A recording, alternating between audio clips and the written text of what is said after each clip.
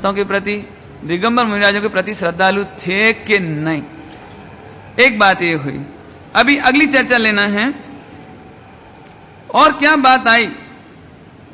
एक प्रश्न ये बहुत आया, धन्यावतार। इस पुस्तक की प्रसिद्धि हालांकि गुरुदेव श्री के सामने तक तो हुई नहीं, लेकिन यह पुस्तक की प्रसिद्धि बाद में आत्मधर्म के माध्यम से और पुस्तक छपाकर हुई। इससे हमें बहुत तकलीफ हुई, पूरे हिंदुस्तान में बहुत तकलीफ हुई धन्यावतार से।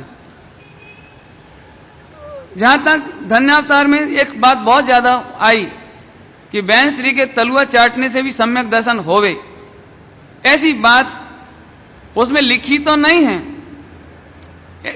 कि तलुआ चाटने से सम्यक दर्शन होवे, लेकिन तालुआ चाटो तो भी कम है, ऐसा वाक्य उसमें है। मैं इस पर जरा ज्यादा ही खलबली हुई है, इसलिए मैं इस पर बहुत अच्छे से खुलासा देता हूं आपको। पहली बात तो यह है कि जिन्होंने 45 बरस 50 बरस गुरुदेव श्री को सुना हो, क्या वह इस बात का विश्वास कर सकता है कि एक द्रव्य पर दूसरे द्रव्य के आश्रय करने से सम्यक दर्शन ले सकता है? पूरा फिलॉसफी, पूरा दर्शन, जैन दर्शन, पूरा गुरुदेव का दर्शन सुनने के बाद क्या इस बात का विश्वास कोई कर सकता है कि एक द्रव्य दूसरे द्रव्य के आश्रय से काम कर सकता है? यहां तो तीर्थंकरों का आश्रय, लक्ष्य, देव शास्त्र गुरु का विकल्प, अरे और तो जाने दो, आत्मा में भी गुण पर्याय के भेद का भी यदि लक्ष्य हो तो सम्यक दर्शन नहीं हो। इसलिए ये उत्तर तो सीधा सीधा आ गया कि गुरुदेव श्री का ये अभिप्राय तो है ही नहीं कि बहन श्री के तालुआ चाटने से किसी को सम्यक दर्शन या सम्यक ज्ञान हो जाएगा। ये तो खुलासा हो गया नंबर 1। अब नंबर 2 कि बहन श्री ब्रह्मचारिणी बहन थी, जहां गुरुदेव श्री को कोई भाई बहन 45 दिन की बच्ची भी छू ना सके, जहां गुरुदेव श्री इतना अखंड उत्कृष्ट ब्रह्मचर्य पालते हो, वहां ब्रह्मचारिणी बहनों के शरीर को, चरणों को क्या कोई भाई ने स्पर्श किया भी होगा? है कोई ऐसा रिकॉर्ड जो कोई एक भी भाई ने? यहां तक कि गुरुदेव श्री ने हिम्मत भाई को भी मना कर दिया था। आपको बता दिया ये सारा प्रसंग। जब उन्होंने पूछा कि हमें बहन के प्रति ऐसा भाव आता है तो क्या हम चरण स्पर्श कर सकते हैं, तो गुरुदेव श्री ने साफ इनकार कर दिया था कि वंदना प्रणाम करने की जरूरत नहीं है। एक दूसरा उत्तर हुआ, कोई ने भी छुआ ही नहीं, तालुआ चाटने की तो बात तो बहुत दूर। अब तीसरा प्रश्न आता है कि फिर तालुआ चाटना का अर्थ क्या है? ये मैं आपको बहुत अच्छे से समझाता हूं, आपको बहुत आनंद आएगा। तालुआ चाटना एक कथा, क्या बोलते हैं, कहावत होती ना,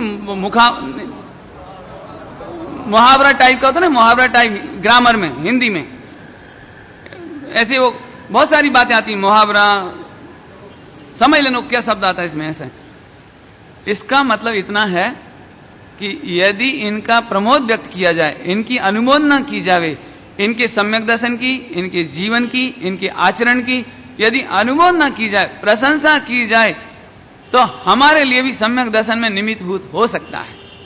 क्योंकि सम्यक दृष्टि की प्रशंसा, सम्यक ज्ञानी की प्रशंसा, सम्यक चारित्रवंत रत्नत्रयवंत मुनिराजों की प्रशंसा, अनुमोदना, भगवंतों की महिमा, ये सम्यक दर्शन में निमित्तभूत है। ज्ञानी के गुण ग्रहण का भाव, गुणों के प्रति प्रमोद, गुणेशु प्रमोदम, गुणों के प्रति प्रमोद होना, केवल इतना भाव गुरुदेव का था। फिर से समझ लेना अच्छी तरह से, तालुआ चाटना माने कोई पैर के तलुआ चाटने की बात तो न कभी हुई और न होगी, है ना?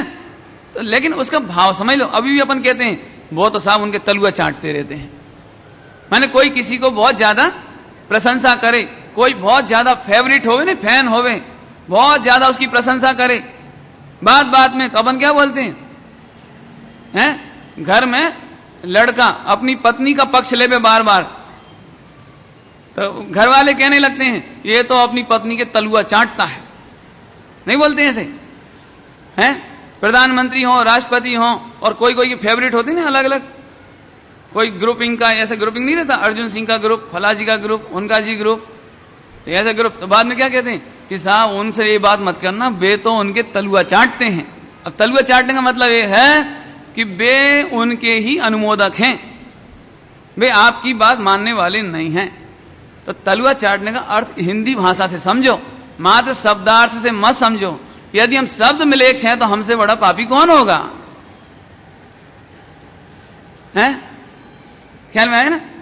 साहब उन्होंने तो भरी सभा में हमें जूता मारा, तो इसका क्या अर्थ होता है?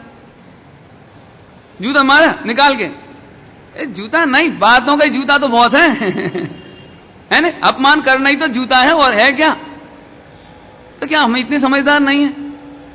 दुख तो तब होता है जब मोक्षों को भी इसका अर्थ नहीं समझ में आ पाता है, और हम विरोधियों को ये बात समझा नहीं पाते हैं।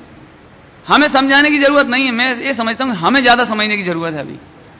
तो गुरुदेव श्री के यदि वचन निकले थे तो उसका इतना अर्थ है, निकले थे, ये बात पक्की है, गुरुदेव के मुख से निकले हैं, रिकॉर्ड भी हैं वे, इसलिए हम उनका निषेध तो कर भी नहीं सकते और करना भी नहीं चाहिए। शब्द बदलने की जरूरत नहीं, कल कहा था, भाव समझने की जरूरत है ना? तो अब इस तलवे चाटने की समस्या से भी आपको कोई तकलीफ होनी नहीं चाहिए, लेकिन इसके कारण नुकसान बहुत हुआ है, इसमें कोई दो राय नहीं है। यदि ये पुस्तक हमने बाहर ना पढ़ी होती, थोड़ी सी भावुकता ना रखी होती, जो महिमा हमें आती वो हृदय में समाई हो तो बहुत अच्छी होती।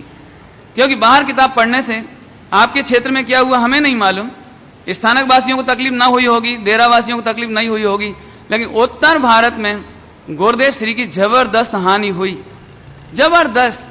हजारों गुरुदेव श्री के फोटो फाड़ दिए गए, जिन जिन मंदिरों में स्वाध्याय चल रही थी वे स्वाध्याय बंद कर दी गई, लोगों को मंदिरों में बैठने से इनकार कर दिया गया, समय सार जी फाड़ दिए गए, समय सार जी पानी में बहा दिए गए।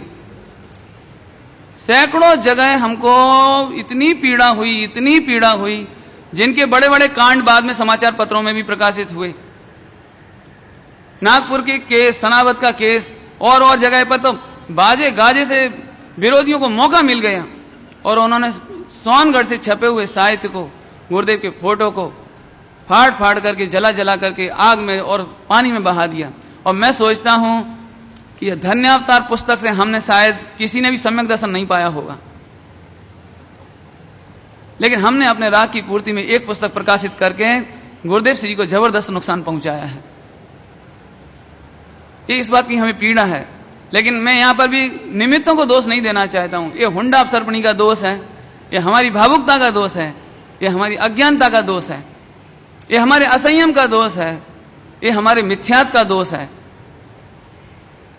बात इसलिए खोली जा रही है कि भविष्य में ऐसी भावुकता अब हमसे कभी ना हो, और आने वाली पीढ़ी से भी ऐसी कोई भावुकता नहीं हो कि जिस अतिशयोक्ति के कारण हमारे अब गुरुदेव श्री को क्षति पहुंचे। बीतरागी देश शास्त्र गुरु और आचार्य कुन देव समय सार जी को क्षति पहुंचे, क्योंकि इनडायरेक्टली देखा जाए